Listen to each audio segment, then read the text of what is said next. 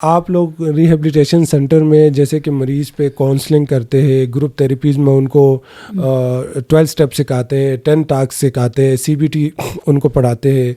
क्या आया इलाज के डिस्चार्ज के टाइम पे या इलाज के दौरान कोई साइकोलॉजिकली आप लोग पेशेंट का टेस्ट भी लेते हैं कि आया इन्होंने ये चीज़ें सीख ली है और ये अब बाहर जाके ये चीज़ें मैनेज कर सकता है? जैसे कि 12 स्टेप उन्होंने सीख लिया है या 10 टास्क सीख लिए हैं। बहुत से ऐसे मरीज़ के उनको ये चीज़ें नहीं आती, तो क्या आया किसी मरीज़ का टेस्ट भी आप लोग लेते हैं कि ये अब साइकोलॉजिकली फिट है? बिल्कुल टेस्ट लेते हैं, उनके साइकोलॉजिकल टेस्ट मौजूद होते हैं, क्रेविंग को लेके टेस्ट हम करते हैं। तो डिफरेंट जो हमारी असेसमेंट टूल्स हैं वो हम उनको पे अप्लाई करते हैं।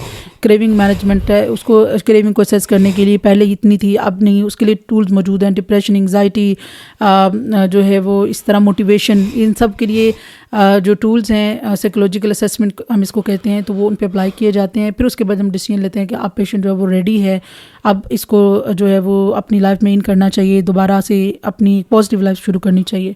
तो यस, वो असेसमेंट होती है। बहुत से ऐसे मरीज़ जो इलाज के बाद तंबाकू नोशी नहीं छोड़ते, वो आप लोग इजाज़त देते कि इलाज के बाद आप तंबाकू नोशी कर सकते हैं?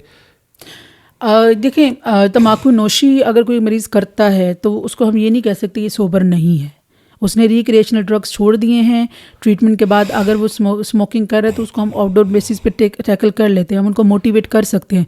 लेकिन आप ये यस, हम उनको, क्योंकि देखें कहीं ना कहीं सिगरेट ही गेटवे है। नहीं, ये भी तो हो सकता है ना कि देखिए, जैसे कि हम मरीज़ को बताते हैं कि 4 महीने अगर आप स्मोक आपने नहीं किया तो आप इसी को जारी रखेंगे तो आपका एक रिदम जारी रहेगा, ठीक है। और आप तंबाकू नोशी को आप छोड़ चुके हैं, आप उसको छोड़ जाए, ठीक है। लेकिन अगर आप लोग उनको बताया कि जी चले आपने बाकी ड्रग्स छोड़ दिए तो आप कभी कभार स्मोकिंग कर लें, तो ये नहीं, परमिशन हम नहीं देते जी, परमिशन हम नहीं देते। लेकिन ये है कि मैं ये सिर्फ कहना चाहूँगी कि अगर आप सिगरेट यूज़ कर लेते हैं गलती से या कुछ, तो आप डीमोटिवेट मत हो, कुछ छोड़ा जा सकता है। ये मत कहें कि मेरी रिकवरी ख़राब हो गई है, मैं तो फेल हो गया हूँ। सिगरेट जो है वो आप छोड़ सकते हैं। आप इसीलिए हम कहते हैं कि आफ्टर केयर प्लान स्ट्रॉन्ग होता है। आप अपने हमारे नफ्सियात से रब्ता करें, उन्हें बताएं कि मुझसे ये चीज़ हो गई है, मुझे बताएं कि मैं इसके मज़ीद इसको यूज़ नहीं कर सकता, तो वहाँ पे पॉसिबल होता है। लैप्सेस होते रहते हैं जिसको हम लैप्स कहते हैं, कि वन टाइम यूज़ कर लेते हैं